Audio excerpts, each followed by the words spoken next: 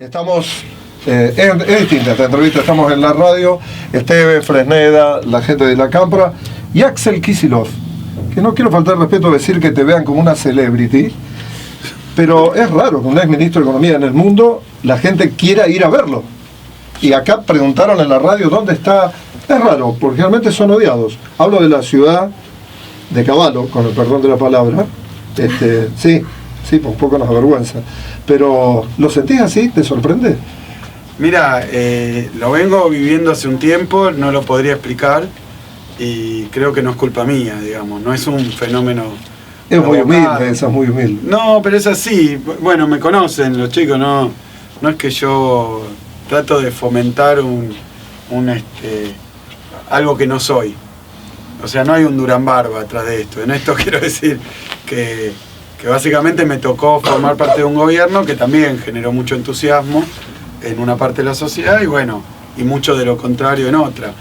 Y a mí me tocó ser ministro de Economía, el último ministro de Economía del país, porque ahora ya no existe más mi ministerio.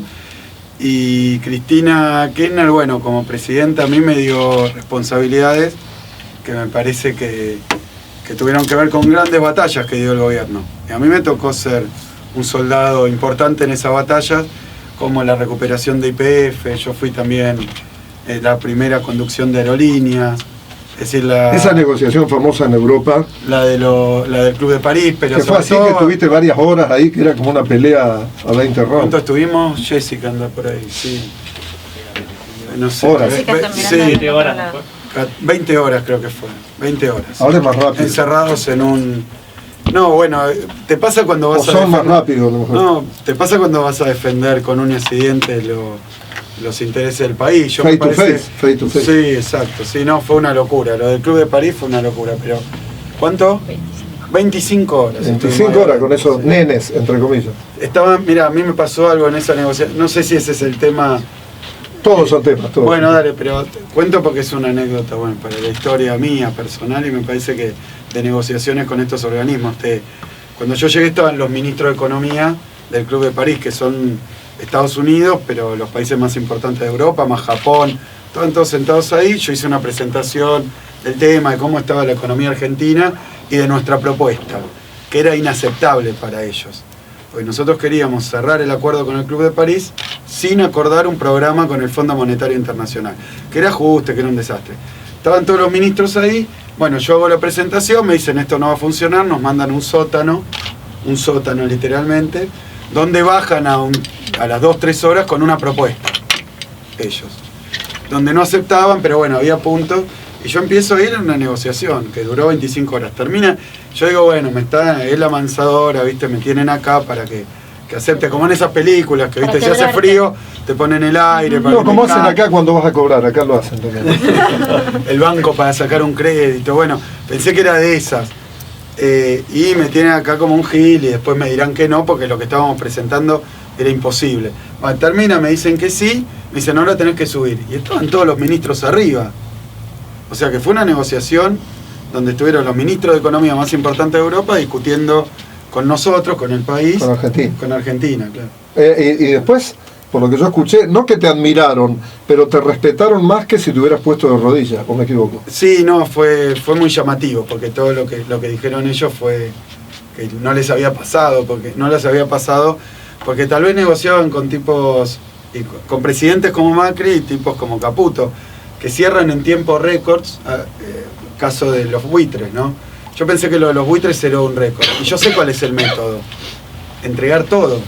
Entonces la negociación es rápida, porque vos te dan un papel, y vos decís sí, sí, rapidísimo cerraste. A los buitres les pagaron, mira, a mí me hicieron una oferta a los buitres. Era mejor la que me hicieron a mí que la que le hicieron a ellos, que son sus amigos. Y terminamos pagando más de lo que me habían ofertado. Parece una clase de coaching para negociar esto. Sí, yo lo que diría es son experiencias distintas, y yo pensé que lo de los buitres era como un desastre que no se iba a repetir, y ahora tenemos lo del fondo. Nadie en el mundo y en la historia del fondo cerró un acuerdo de esta envergadura en este tiempo. Entonces yo sospecho que es el mismo método, entregar todo. Bajarse los pantalones. Entregar todo, sí. Yo no lo puedo decir así, pero es así. Yo lo digo. Bueno, en realidad el reportaje técnicamente. Vos sos técnico. Técnicamente. Bueno, este reportaje tiene una sola pregunta. Diga. Y voy a ser autorreferencial. Me quedé sin mutual, corté DirecTV, me atrasé en los impuestos, debo 2 boletas de la luz, debo 50.000 pesos, me va a llegar la otra. La pregunta es una sola. De nosotros, la gente común, ¿cómo se sale de esto? ¿Con qué medidas concretas? Porque lo que pasa ya hay que ser, como decimos nosotros, muy hijo de puta para no darse cuenta de lo que pasa. Pero ¿cómo salimos, Axel? ¿Cuáles serían las medidas para que no nos terminemos de destruir, especialmente los chiquititos? Mira, yo te cuento, empecemos por lo grande, después vamos por lo chico. Aunque el kirchnerismo, viste, como proceso histórico, político, tiene la peculiaridad que en general no adelanta lo que piensa hacer, ¿no? No. Sí. Pero eso no, yo estando en el gobierno descubrí que no era como un capricho, una cuestión de, bueno, de hacerse el misterioso, sino que el problema es que cuando uno lo que va a hacer termina poniéndolo en una situación o de pujo, de enfrentamiento, de dificultad, con sectores muy poderosos, si vos lo avisás antes capaz que ni lo podés hacer, porque te bloquean, y entonces lo que sí te puedo decir es que me parece que a grandes trazos lo que hay que hacer es lo contrario de lo que está haciendo Macri. Que no quiere decir hacer todo como lo hacíamos nosotros, idénticamente igual, habrá que corregir cosas, pero en términos de grandes cuestiones económicas, lo contrario. Y te lo voy a explicar. Nosotros teníamos tasa de interés baja, porque decíamos, los bancos no pueden ganar tanta guita. Vos fíjate, vos ponés hoy un depósito en el banco. Ponele que tuvieras un excedente, no esa situación que me escribí, te sobra plata, la pones en el banco. ¿Cuánto te paga el banco de interés en una caja de ahorro? ¿Cuánto te paga? 18, 12. No, con suerte, 12. Sí, 12, 18, no 13. Saca para el remis. Sí, bien, 18, 12, 13. Vos le dejás tu plata, ¿qué hace el banco con eso? Se da vuelta y se la da a Sturzenegger y le pagan 40. O sea que tu plata a tu banco le rinde 40, pero a vos te pagan 12. Eso se llama spread, diferencial de tasa. Es una ganancia gratis por no hacer nada. Nosotros no queríamos que tuvieran los bancos eso, entonces modificamos la Carta Orgánica del Banco Central, regulamos la tasa de interés, hicimos líneas especiales de préstamos para pymes. Recorriendo por acá me decían, mira, esa planta de ahí se hizo con el crédito... Bueno, pero ahora vamos para el revés, porque me parece que vuelven a cambiar toda la estructura del Banco Central y... Bueno, hay que ver si pasa eso por el Congreso. Espero que no. Yo le estoy hablando, ahí están nuestros compañeros legisladores que le votaron todo a Macri. Esta no, no le voten el cambio de la... Porque hubo kirchneristas que le votaron, o peronistas. Peronistas, hubo quienes estaban en nuestra lista y nos vamos dando cuenta... O sea, vos decís eso, porque yo no tengo caja de ahorro, pero cuando voy a vender un cheque que mis clientes me pagan a 60 días, llego, estoy de mal humor todo el día, porque digo, me vos vas consciente, dan 50. Sí, me dan 60. 10.000 pesos me dan 6. Bueno, ¿cómo se termina ¿qué con quiero eso? decir? Eso es política pública.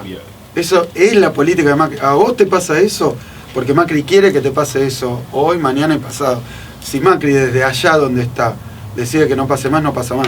Nosotros lo hicimos, regulamos la tasa de interés, regulamos la diferencia que podían cobrarle que pagarle al inversor o al depositante con respecto a la... Y no perdieron plata los bancos. No pierden porque es un negocio de intermediario. El intermediario no pierde, por definición. Y además es un negocio compulsivo porque vos te depositan el sueldo a mucha gente, no es que decidís. O sea, tu plata la tiene el banco. Esa es el costo del crédito. El costo del crédito tiene que bajar para la pyme, para el consumo, pues si no matar. Podría haber una hora 20 que era lo que mis clientes de publicidad Mira, ahí tenés un buen ejemplo. Nosotros no éramos, digamos, no teníamos la computadora donde fijábamos la política del banco, ni los instrumentos para poner cada cosa. Y cuando vino la devaluación de 2014, los bancos que hicieron, interrumpieron el crédito que existía, 12 cuotas sin interés, es algo que ofrecían los grandes comercios, los grandes supermercados, que era algo un poco perverso porque también la pyme o el almacén no podía ofrecer 12 cuotas sin interés. Entonces llevaba una parte del público hacia la concentración del comercio. Entonces, como los bancos hicieron eso, yo los llamé gentilmente, le dije, vuelvan a las 12 cuotas sin interés. Me dijeron, no señor. Ah, bueno, no van a volver a las 12 cuotas sin interés. Ahí inventamos el Hora 12. Era un plan del Estado que obligaba a dar 12 cuotas sin interés. y que lo podían hacer. Fenomenal, acá reactivó todo. Bueno, eso fue una política pública, la contraria de la que está haciendo Macri. Por eso se sale, bueno, hay instrumentos para devolver el consumo interno. No, los importados. Acá a media cuadra donde estás vos, hay un supermercado, me compré hoy, sin saber que los dátiles venían de Arabia, una cosa riquísima, 30 pesos. Una bolsa llena, con lo cual de frutas argentinas compro menos de la mitad. Claro. Pero ¿cómo se frena y ni eso? hablar naranja de Ahí está la naranja también. Sí, cualquier cosa, cualquiera. Pero ¿y qué ganancia le da al país? Porque ellos dicen que es para que los otros también te compren a vos. Mira, no le da una ganancia al país. O por lo menos la ganancia que le da no es a todo el país y seguro no es que te compren a vos. Mira, yo creo que, vos me preguntás, ¿se puede hacer algo para revertirlo? Una política de crédito. Una política de importaciones, administración del comercio. No puede ser que nuestras empresas... No lo digo porque yo soy un proteccionista como la época de las colonias. No. Yo lo digo porque todos los países que se desarrollaron lo hicieron cuidando lo suyo, cuidando su laburo y su industria. Acá venimos de una fábrica pequeña que si dejan entrar mucho más y mucho más barato, va a desaparecer. Entonces, está en la política pública. Después no dejaría que eso mismo que dejan entrar todas las importaciones, ellos lo llamaron levantar el cepo. Pero ¿qué hicieron en realidad? Desregularon completamente la entrada y salida de capitales. Argentina es un casino hoy del mercado mundial, culpa de esta gente. Porque hoy cualquier inversor internacional dice, ¿cuánto están las LEVAC en Argentina? Levanta un teléfono, 40%. Bueno, manda dólares y cuando me asusto me los llevo. Y en el medio estoy al 40%. Y se asustaron, ¿eh? Sí, hoy estaba casi a 26. Ahora, hablando del dólar, no sé si coincidís que ellos digo, por el gobierno y los grandes medios de Córdoba, y ganaron la batalla cultural. Porque, y Gabriela siente, he visto aquí, me agarré fuerte en una panadería a discutir, que no me gusta, porque un tipo vestido de metalúrgico que gana 12 lucas salía a defender que el que quiera comprar dólares libremente lo pueda comprar. Te habla un tipo que se bajó de una bicicleta a comprar criollitos. Quiere decir que ganaron la batalla cultural. Yo creo que cuando nosotros llegamos, me permito un segundo, un párrafo personal. Yo empecé a militar en el 83, pero empecé la facultad y seguí militando en la década de los 90. En la década de los 90 esa ideología antiindustria nacional, antiestado. El Estado es choto, ineficiente, no funciona, ladrón, los políticos lo mismo. Bueno, esa ideología era la ideología generalizada. Yo no sé si perdimos la batalla cultural. Estoy seguro que no terminamos de ganarla, nos faltó. Pero uno ve, por ejemplo, hay un montón de pibes que están militando que en mi época de pibe no militaban.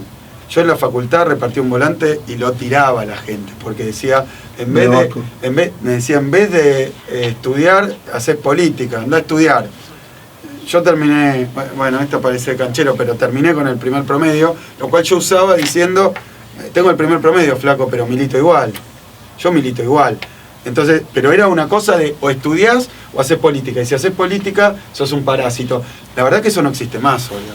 Bueno, ¿sabés qué te dijo eso? Néstor Kirchner le hizo una nota antes de que ganen las elecciones, cuando éramos 3, porque acá todo el mundo lo desconocía, y Néstor me dijo, el futuro es de aquel que hoy gane la juventud. Así hace una derrota en el medio. Antes de que Menem decidiera no presentarse. Me lo dijo Néstor Kirchner, que no era presidente, era un flaco que estaba dando vueltas por la ciudad. Dijo, el futuro no hay problema, es del que ganó la juventud, así hace una derrota en el medio. ¿Coincidís? Mirá, yo creo que no ganamos la batalla, es decir, no es que no haya sectores de nuestra sociedad que no estén embebidos de esa ideología, que es la ideología del neoliberalismo, que es la que transmite casi si uno naturalmente en esta sociedad se entrega a el movimiento de comprar, vender, trabajar para uno, y bueno, finalmente va a despreciar el Estado, la política, la solidaridad, porque la vida privada es privada y es buscar el mayor lucro. Lo otro es la política.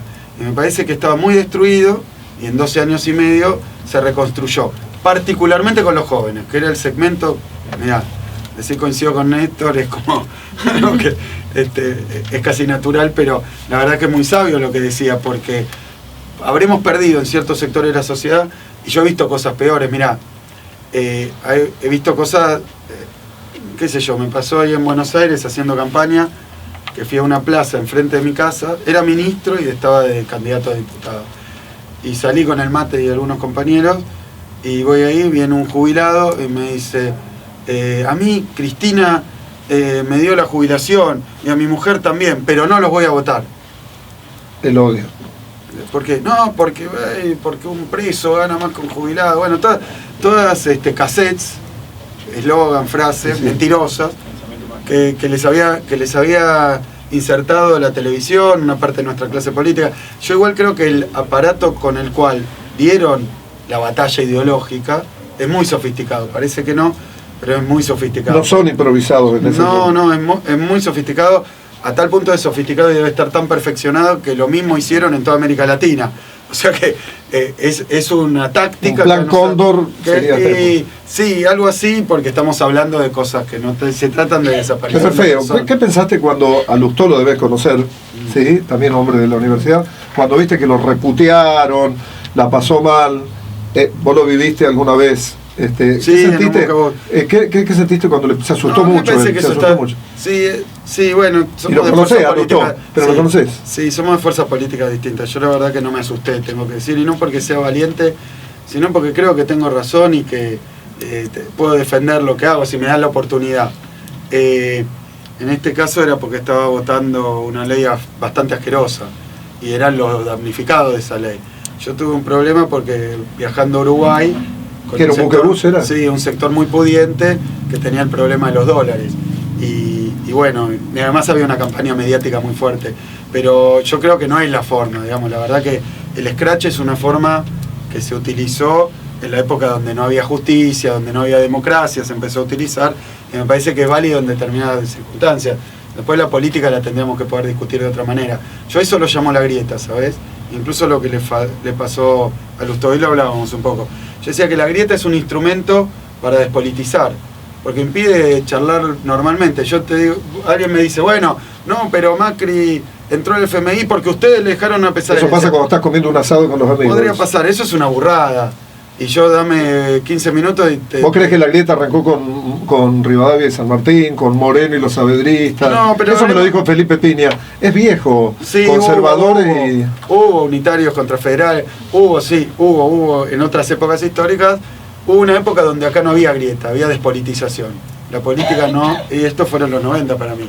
No era una época de grieta, no había una discusión política, a mí me gusta tal político, a vos tal otro, y entonces yo... y lo odio a tal político. La política desapareció porque todos llegaron a la conclusión que terminó en que se vayan todos. No sí, pero ahora político. No se puede decir eso. Pero ¿no? Yo creo que la grieta, la parte buena de la grieta, si es que la hay, es que habla de una repolitización de nuestra sociedad. Antes no se discutía política en la familia, ahora se discute todo. A veces a eso le ponen un condimento de argumentos muy falaces, muy superficiales, y otro más emotivo de odio y de parar la discusión. Si yo te digo, bueno, che, ¿y vos cómo estás? No, bien, pero más o menos vos te robaste todo, no me hables más, vos no hiciste nada, me robaste. Bueno, ya dejamos de discutir, de charlar, no te oigo más. Eso decía el Che Guevara, que hay que abandonar una discusión cuando no tiene sentido. Yo no sé, ¿Vos estoy más de acuerdo acá con Néstor que con el Che, yo daría la discusión. Y me bancaría tal vez y me bancaría un poco los insultos, porque veo que es una estrategia de los que quieren despolitizar. De los que quieren despolitizar, sembrar odio. El odio no es un instrumento para discutir qué hacer con este país. Porque vos podés pensar una cosa, yo puedo pensar otra, pero otra cosa es que te impugne, te descalifique y no te quiera escuchar. Bueno, pero en esa panadería, cuando escuché la discusión, una señora le dijo al odioso algo que me pareció genial. Perdón, ¿a usted cuándo le alcanzaba más el sueldo? ¿Cuando estaba Cristina o cuando está Macri? Y se produjo un silencio sepulcral. ¿Ese es el método? Y hay varios, yo creo que hay diferentes públicos, diferentes inquietudes, diferentes argumentos, pero hay que encontrarlos, porque si no, no vamos a poder hablar. Y entonces pasan estas cosas que yo no creo que no nos favorecen doblemente a nosotros, porque esa ideología del odio, yo me encuentro con un macrista y no le pienso que hay bastante corrupción en el macrismo, pero estoy dispuesto tal vez a discutir qué quiere hacer con el país. Lo que tratan de hacer ellos es que contra nosotros no haya ese elemento racional de poder charlar un rato y de ver quién tiene razón o qué propone. Te impugnan en la persona, en la esencia. Una falacia casi. Claro, entonces ya ahí no existe el emisor y el emisor es malo, chorro, no sé qué, y entonces ya no discuten más, no piensan más. Entonces obtura el pensamiento ese dispositivo. Entonces yo digo hay que romper ese dispositivo y tal vez sea ponerle otra mejilla. Una última pregunta. ¿Por qué ustedes, no, siendo que este país depende de los dólares y nadie imprime dólares aquí en Argentina, por qué ustedes no pudieron generar un mayor ingreso de dólares para evitar el cepo, entre comillas, o el juego, para mí válido, entre prestarse entre las distintas reparticiones del Estado, que para mí es válido, porque creo que no es lo mismo deberle al Fondo Monetario que deberle al ANSES, pero ¿por qué ustedes no pudieron cambiar esa matriz dependiente de los dólares, que en definitiva acá es del campo? ¿Sí? ¿Por qué es no la pudieron? segunda vez en Córdoba que me haces la pregunta. Digamos, vos me la formulabas más concisa. Yo digo, la estructura productiva argentina, y esto está estudiado en la literatura, entre los economistas, lo voy a decir lo más simple que pueda, pues es una discusión inmensa. Los países que se quieren industrializar, los países que quieren avanzar en su desarrollo industrial, suelen tener el problema en un momento de que no le alcanza la divisa. ¿Por qué? Porque aunque empiezan a sustituir importaciones, entonces tendrían que importar menos, necesitan dólares para otras cosas, para los insumos, para el equipamiento, para las máquinas, y también porque al generar mejor distribución del ingreso y más riqueza, el consumo crece y eso incluye el consumo importado. ¿Y eso provoca inflación? No, eso provoca, yo creo que la principal, no la única, causa de la inflación en la Argentina es el tipo de cambio, yo creo. Mirá que ¿no es la puja distributiva, que es uno de los países donde la gente gana más? Desemboca en la puja distributiva, porque cuando hay un movimiento cambiario, después la puja distributiva se fija quién pierde y quién gana. Nosotros, por ejemplo, tuvimos una devaluación en 2014 y impedimos que esa devaluación deteriorara el salario. Porque cuando vos devaluás, como devalúa Macri hoy, por ejemplo, lo que pasa es que se encarecen montones de productos, muchos en nuestra época, muchos más en la de Macri porque dolarizó más la economía. Hoy la nafta está en dólares, la luz está en dólares, el gas está en dólares, entonces una devaluación pega muy fuerte en el bolsillo. Si vos querés que eso no pegue en el bolsillo de la gente tan fuerte, tenés que compensar la devaluación con medidas salariales, pero también regular un poco los precios. O sea, hablar con la gente que vende en un supermercado y decir, no me traslades toda la devaluación a precios porque no es cierto que todo el dólar se te vaya. O sea que hace falta un Moreno, algo parecido. O el sucesor, que Costa creo Costas, que hace falta un tipo que nos hable y le diga no me matés. Sí, bueno, sea con el estilo que sea, se necesita en un país como este una administración del comercio. Como se necesita una administración del tipo de cambio. Como se necesita Estado. Sin Estado, el problema que vos decís que te falten los dólares, el problema que vos decís que la devaluación se vaya a precio, todo eso es inevitable.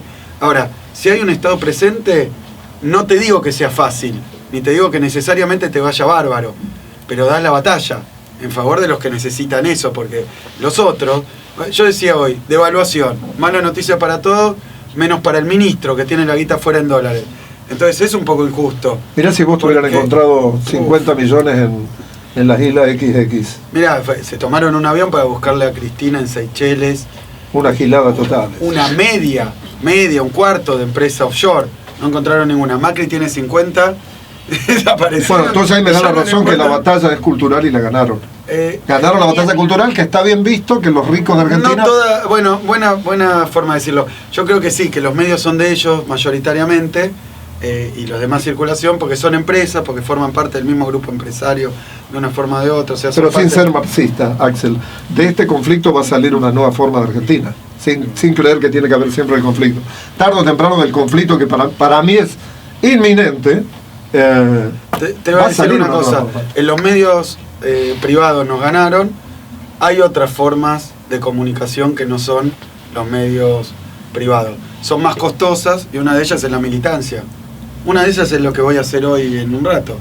En vez de esperar que Clarín explique lo que está pasando en el país y que Macri es un genio porque tuvo la bárbara idea, que además la tuvo porque es culpa de los anteriores, pero la tuvo, de llevarnos al Fondo Monetario Internacional, que ahora por suerte llegamos y es un fondo bueno que se ocupa de los pobres. O sea, no era el fondo, era el UNICEF. Y entonces, yo lo que digo es que, bueno, alguno puede pensar que eso es así. Yo creo que hay que tener ganas. Por eso Cristina estuvo por eso se calentaron cuando Cristina liquidó a Michetti y compañía en el Senado de una manera contundente, bueno, con argumentos. Porque eso, claro, también está en las redes, pero lo que yo digo es que la batalla cultural, si la vamos a tratar de pelear en los grandes medios de comunicación concentrados, vamos muertos. Así que yo creo que hay un elemento que... Es muy Néstor Kirchner eso. Tal vez. Es transversal sería.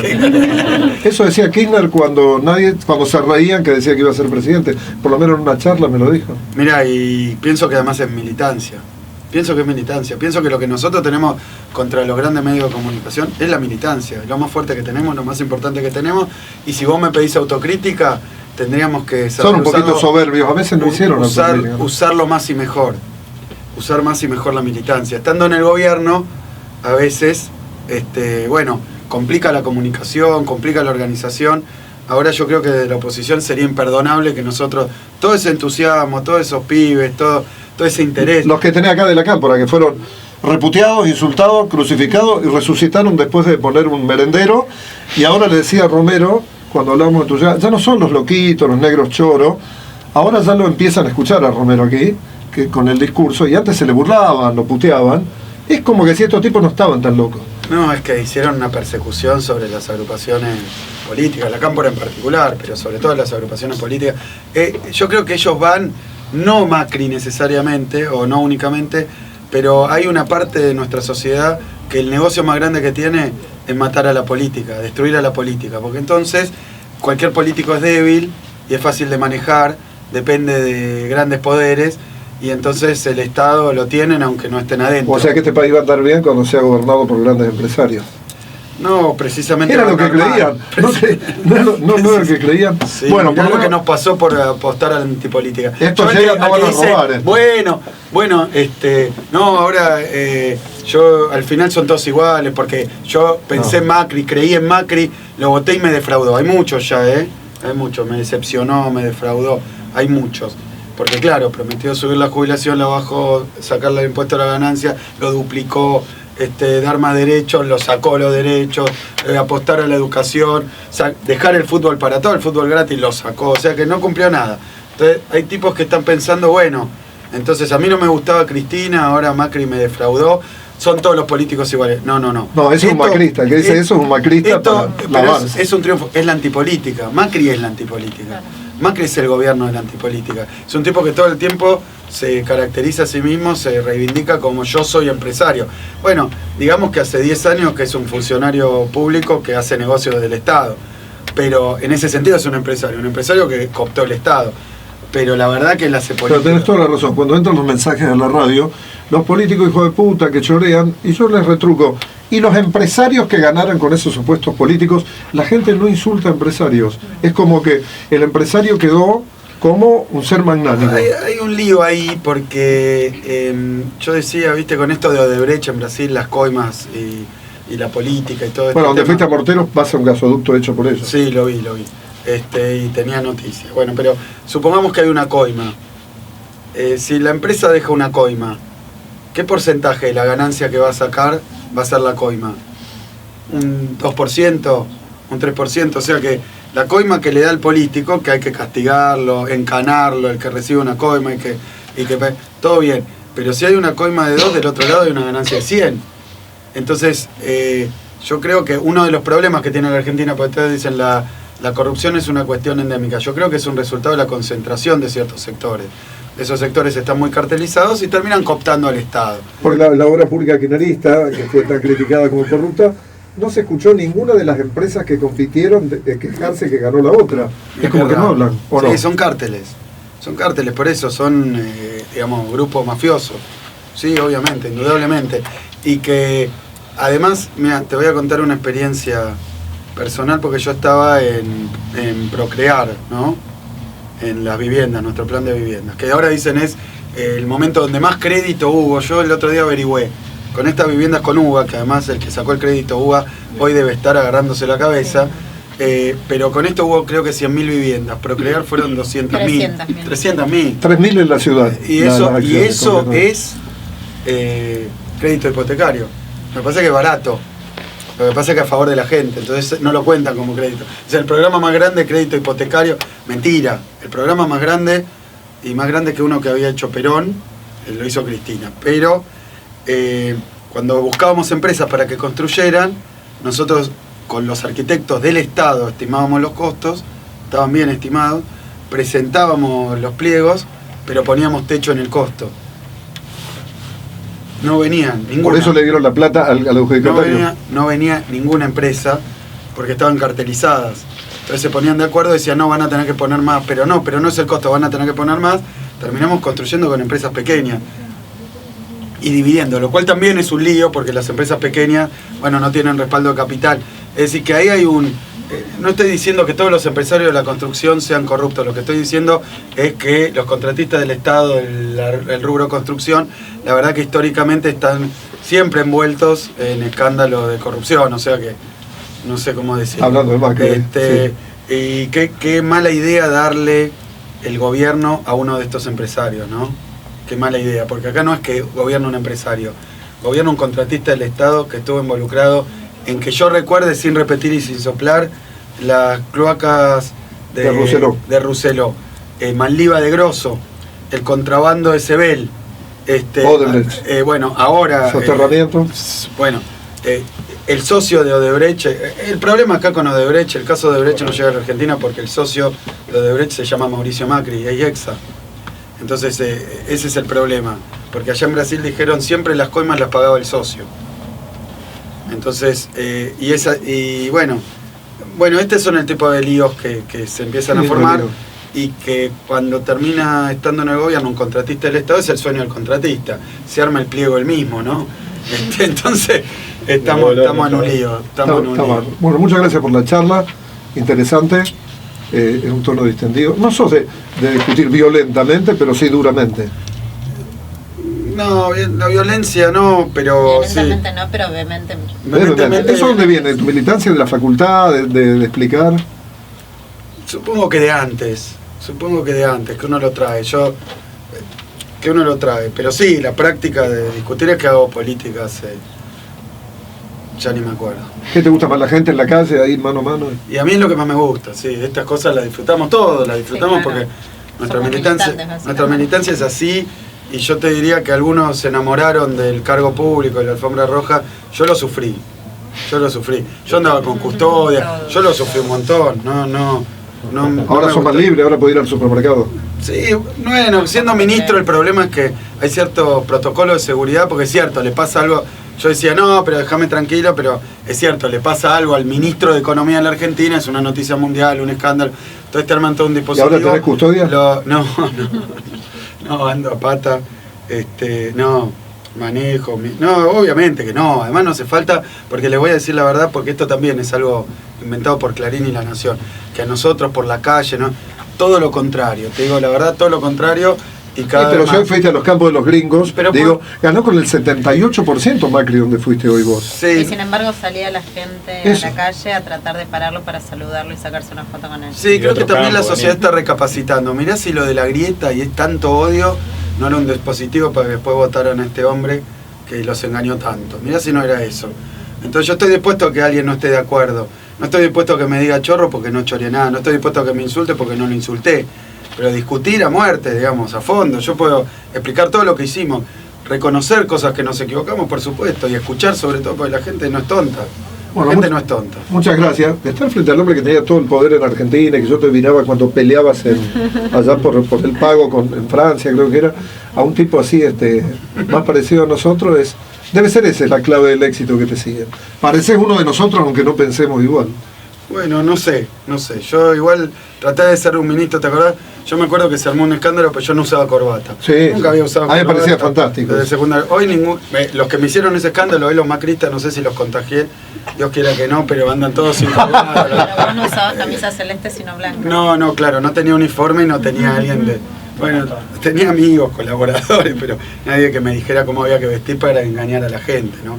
Yo creo que estos te comen, viste, cuando aparece la publicidad con una señora y una milanesa, debe estar tratando de preguntar qué alimento es ese, de qué tribu, ¿no? El Chaco, pues. Sí. Sí, no. Bueno, pero no, muchas gracias por la amabilidad a todos, ¿no? Fresneda, Esteves, toda la gente, de hablar de estos temas así. Bueno. Porque si no llega el otro mensaje, que es una lucha nuestra de todos los días, el otro mensaje que te repiten todo el día, Y no lo tenemos aquí Kisilov, como los medios, te llama del Plata, te llama tu nieto y está, nosotros no. Así que bueno, muchas gracias por la visita. Para eso hacemos esto, así que muchas gracias por estar acá. Bueno, Axel Kisilov, Esteve Fresneda y compañía en 90.7, hablando tranquilos, nada más y nada menos que con el ex ministro de Economía. Gracias por tu tiempo. No, che, gracias por tu tiempo.